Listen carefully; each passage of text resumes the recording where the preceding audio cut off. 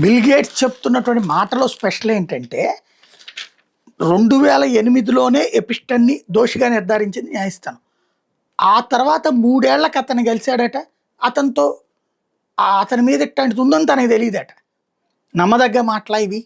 అదే సందేహం. సెక్స్ కుంభకోణం సూత్రధారి అమెరికా ఫైనాన్షియర్ జెఫ్రీ ఎప్స్టీన్తో తనకు సంబంధాలు ఉన్నమాట నిజమేనని బిల్ గేట్స్ ఎట్టకేలకు అంగీకరించారు. ఇద్దరు రష్యా మహిళలతో సంబంధాలను కొనసాగించినట్టు కూడా చెప్పుకొచ్చారు.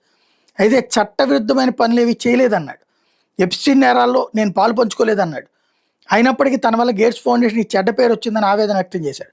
ఎప్స్టీన్ కలవడం తప్పేనని తనను పెద్ద మనసుతో క్షమించాలని ఫౌండేషన్ సిబ్బందికి విజ్ఞప్తి చేశాడు. ఈ మేరకు ఫౌండేషన్ ప్రతిని వ్యాఖ్యలు నోటకిస్తూ వార్తా సంస్థ నివేదికను తాజాగా బహిర్గతం చేసింది. తన మీద వచ్చిన ఆరోపణ మీద మంగళవారం జరిగిన టౌన్ హాల్ సమావేశంలో బిల్ గేట్స్ వివరణ ఇచ్చారంది. ఎప్స్టీన్ ఫైల్స్లో భాగంగా విడుదల చేసిన ఫోటోల్లో మహిళలతో నేను ఉన్నట్టు చూపించారు. ఆ ఫోటోల్లో మహిళల ముఖాలని తారుమారు చేశారు. నిజానికి ఎప్స్టీన్ సహాయకులతో ఫోటో దిగాను. ఎప్స్టీన్ వినతి వల్లే దిగాల్సి వచ్చింది.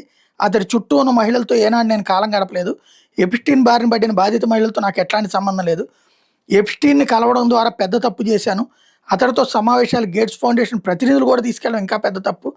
మైనర్లతో విచారం కేసులో ఎప్స్టీన్ 2008లో దోషిగా తేలాడు. 3 ఏళ్ల తర్వాత 2011లో అతను గెలిచా. అతడి నేపథ్యం గురించి సరిగ్గా తనిఖీ చేసుకోలేదు.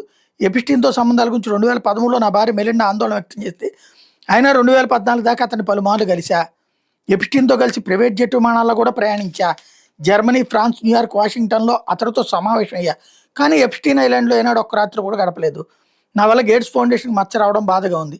నా వ్యవహార శైలి, ప్రవర్తన ఫౌండేషన్ విలువలకు లక్ష్యాలకు విరుద్ధంగానే ఉన్నాయి. చివరిసారిగా 2014 ఎప్స్టీన్ కలిసా. ఎప్స్టీన్ విషయంలో నా భార్య మెలిండాకు మొదటి నుంచి అనుమానాలు ఉన్నాయి. ఎప్స్టీన్తో సంబంధాల వల్ల నా పేరు ప్రతిష్టలు మంటగలుస్తున్నాయని చివరికి గ్రహించా. ఇద్దరు రష్యా మహిళలతో సంబంధాలు కొనసాగించిన సంగతి నిజమే. వాళ్ళలో ఒకరు బ్రిడ్జ్ ఈవెంట్లో ఆమె నన్ను కలిశారు. మరొకరు న్యూక్లియర్ ఫిజిసిస్టు. బిజినెస్ కార్యక్రమంలో భాగంగా మేము కలుసుకున్నాం అంటూ బిల్ గేట్స్ వ్యాఖ్యానించినట్టు వార్తా సంస్థ చెప్పింది. ఎప్స్టీన్ ఫైళ్లను అమెరికా న్యాయశాఖ గత నెలలో బయటపెట్టిన సంగతి తెలుసు. పలువురు రాజకీయ నాయకులు, ప్రముఖులు, టెక్నాలజీ రంగ దిగ్గజాలు ఎప్స్టీన్తో. ఇక్కడ ఈ అంతా వెరితనం ఎట్లా ఉందంటే అతను ఇలాంటి వాడని 2008లో నిరూపణ అయ్యాక అతనితో కలిసి అన్ని దేశాలు తిరిగి నాకేం సంబంధం లేదు అని చెప్తున్నాడు అనమాట.